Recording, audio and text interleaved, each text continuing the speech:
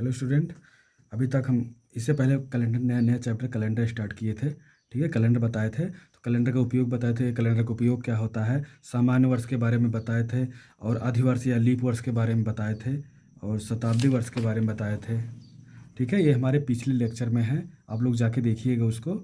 ठीक है, लीप वर्ष के बारे में बताए थे, लीप शताब्दी वर्ष के बारे में बताए थे, सौर वर्ष के बारे में बताए थे। ठीक है, ये सब क्वेश्चन पिछले वीडियो में हम कर चुके हैं। ठीक है, तो आज इसके आगे चलते हैं। आज हमको यहाँ से ऑड डे से स्टार्ट करना है, लेकिन ऑड डे से स्टार्ट करना है। ऑड डे पढ़ने से पहले हमको कुछ चीज़ के बारे में जानकारी करना बहुत ज़रूरी है। ठीक है, तो आइए देखते हैं कि सबसे पहले हमको ये चीज़ देखना, कितने वर्ष में कितने लीप ईयर होते हैं। सबसे पहले यही देखना है कि जैसे कि कोई वर्ष दे दिया गया, मान लो 5 वर्ष दे दिया गया। ठीक, 5 वर्ष दे दिया गया, 5 वर्ष में पूछा जाए कि जो पहले 5 वर्ष था तब 5 वर्ष में कितने लीप ईयर आए थे। मतलब पहले 5 ईयर्स में कितने लीप ईयर्स आए थे, पहले 10 साल में कितने लीप ईयर आए थे, 15 साल में कितने आए थे, 20 साल में कितने आए थे, 50 साल में कितने आए थे। ये सब चीज़ के बारे में जानकारी आज हमको करना है। ठीक है, तो एक तरफ लिखते हैं ईयर्स, एक तरफ लिखते हैं लीप ईयर्स। ठीक है, अगर जब पहली बार कैलेंडर बना था, जो कैलेंडर पहली बार बना था, उसके स्टार्टिंग के जो 5 ईयर थे उसमें एक वर्ष जो था लीप ईयर था। कौन सा वर्ष था वो? चौथा वर्ष, क्योंकि 5 को अगर 4 से भाग दिया गया, ठीक है, तो लीप वर्ष कैरी आ जाएगा 1। ठीक है, तो वही चौथा हमारा क्या हो जाएगा? Leap year. चौथा वर्ष जो था वो लीप ईयर था। ठीक है, और जो पहले 10 साल जो थे उसमें कितने लीप ईयर्स थे? उसमें 2 लीप ईयर्स थे। पहला तो एक चौथा था और दूसरा 8वां था। ठीक है, और उसके बाद ये 5वां, ये 15 साल में कितने लीप ईयर्स पड़े थे? जो पहले 15 साल थे उसमें कितने लीप ईयर पड़े थे? तो ये चौथा पड़ा था, 8वां पड़ा था और 12वां पड़ा था। ठीक है, और 25 में कितने थे? उसी 4 से भाग दे दिया जाए तो हमको फाइंड हो जाता है कि कितने लीप ईयर पड़े। और 25 को 4 से भाग दे दिया जाएगा तो कितने हो जाएंगे? 6 लीप ईयर। ठीक है, 6 लीप ईयर में कौन कौन से? चौथा, 8वां, 12वां, 16वां, 20वां और 24वां। ठीक है, टोटल 6 लीप ईयर थे स्टार्टिंग के 25 ईयर के। जब कैलेंडर बना था उसके स्टार्टिंग के 25 ईयर में कितने लीप ईयर थे? 6 लीप ईयर थे। ठीक, उसी तरह 50 ईयर्स में कितने थे? 12 लीप ईयर थे। ठीक है, इसमें चौथा हो जाएगा, 8वां हो जाएगा, 12वां, मतलब ये तो 6 हो जाएगा। उसके बाद 28 हो जाएगा, 32 हो जाएगा, 36 हो जाएगा, 40 हो जाएगा, 44 हो जाएगा, 48 हो जाएगा। ठीक है, तो टोटल कितने लीप ईयर हो जाएंगे? 12 लीप ईयर। ठीक है, इससे रिलेटेड हम कुछ क्वेश्चन करेंगे, तब उसके बाद चलेंगे ऑड डे पे। ठीक है, ऑड डे क्या होता है, लेकिन पहले इससे कुछ क्वेश्चन हम करेंगे, इंपॉर्टेंट क्वेश्चन जो एग्जाम में आ चुके हैं। ठीक है, देखिएगा। क्वेश्चन नंबर 1 की तरफ चलते हैं। क्वेश्चन नंबर 1 है, दो 2003 और 2013 के बीच कितने लीप ईयर होंगे। ठीक है, ये चीज़ हमको पूछा जा रहा है कि 2003 और 2013 के बीच में कितने लीप ईयर होंगे।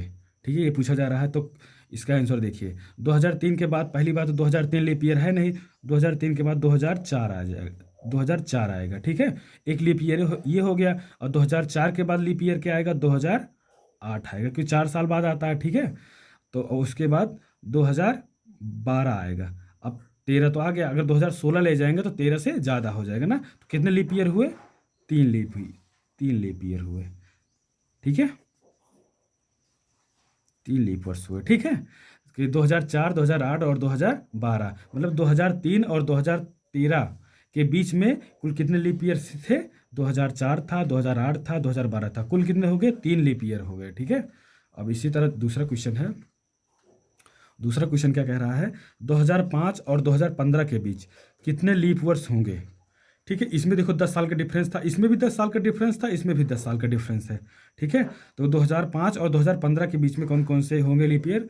2005 के बाद लीप ईयर डायरेक्ट होगा 2008, क्योंकि 2006 भी नहीं होगा, 2007 भी नहीं होगा, 2008 जो है ये लीप ईयर होगा। ठीक है, 2008 के बाद आएंगे 2012 में।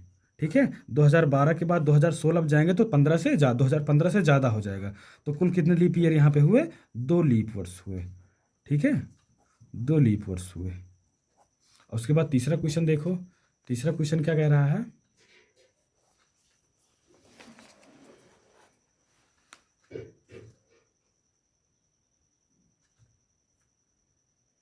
ठीक है, तीसरा क्वेश्चन देखते हैं। तीसरा क्वेश्चन क्या है, 1897 और 1907 के बीच में कितने लीप ईयर हैं। ठीक है, तो 1897 के बाद ये चीज़ हमको ध्यान ध्यान देना है। 97 के बाद कौन सा आएगा, डाट 1900 आएगा। 1900 तो है नहीं, तो 1904 जो होगा हमारा क्या हो जाएगा, लीप ईयर। 1900 लीप ईयर्स नहीं है, क्योंकि 1900 को लीप ईयर पहचानने के लिए क्या किया जाता है, 1900 को 400 से भाग दिया जाता है, कैरी जीरो आना चाहिए, लेकिन 400 से भाग नहीं जाएगा। ठीक है, तब इसको क्या कहते हैं, 1900 लीप ईयर नहीं है।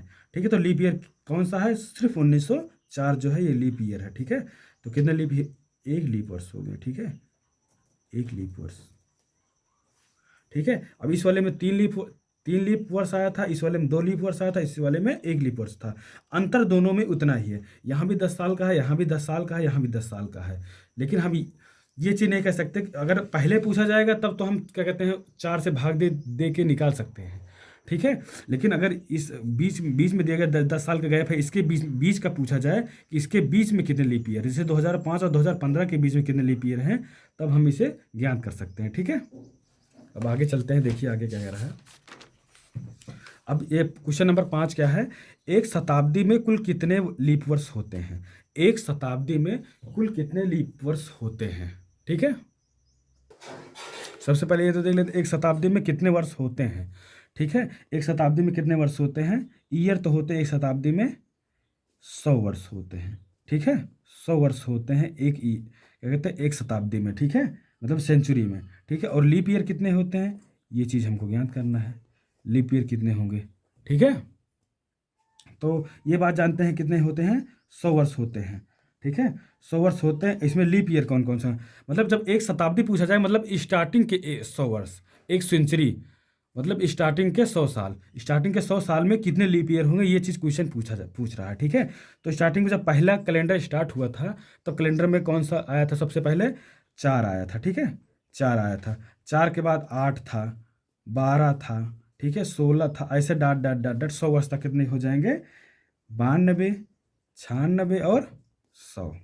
ठीक है, ये इतने लीप ईयर हो जाएंगे। सब मिला के अगर इसको जोड़ा जाएगा तो 4 से इसको भाग कर दिया जाएगा 100 को 4 से, तब क्या हो जाएगा, 25 वर्ष हो जाएंगे। टोटल कितने हो जाएंगे, 25 वर्ष। लेकिन ध्यान देने योग्य बात यह है कि जो ये 100वां वर्ष है, जब ये 100वां वर्ष हुआ था, तब बाकी तो सब लीप ईयर हैं, लेकिन जो 100वां वर्ष है, और सेंचुरी ईयर को हम बताए थे, सेंचुरी ईयर को किससे भाग कर किया जाता है, 400 से भाग किया जाता है ना, लीप ईयर पहचानने के लिए।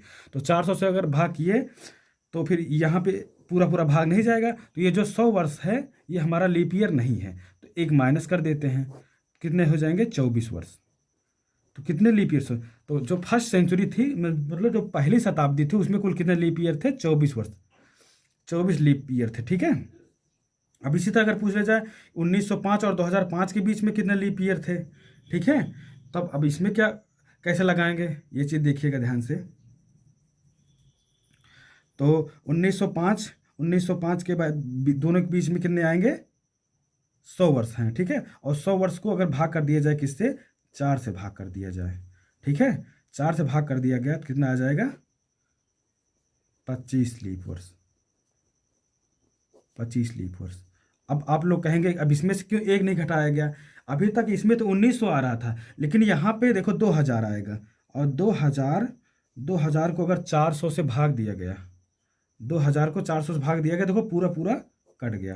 ठीक है, तब जो एक ये जो क्या कहते हैं 2000 है, ठीक है, जो 2000 है वो भी लीप ईयर्स में काउंट होगा, 2000 भी होगा, 2004 भी होगा ना, तो इसमें पूरा पूरा 25 वर्ष, 25 लीप वर्ष होंगे। ठीक है, अब क्वेश्चन नंबर 7 देखते हैं, तो अभी आपको क्लियर हो जाएगा। ठीक है, 1805 से 1905 तक के बीच में कितने ईयर्स हैं, 100 वर्ष हैं। ठीक है, 100 वर्ष हैं, लेकिन कितने लीप वर्ष होंगे, तो एक में 25 होते हैं, लेकिन जो 1900 आएगा, ठीक है, जो 1900 आएगा, 1900 हमारा लीप ईयर नहीं होगा। 1900 को 4 से अगर भाग किया जाए, 400 से, तो पूरा पूरा भाग नहीं जाएगा, तो ये जो 1900 था, ये लीप ईयर्स नहीं है, तो इसको माइनस कर दिया जाएगा, एक माइनस कर दिया गया, तब कितने हो जाएंगे, 24 लीप वर्ष। ठीक है, 24 लीप वर्ष। ठीक है, अब आगे चलते हैं।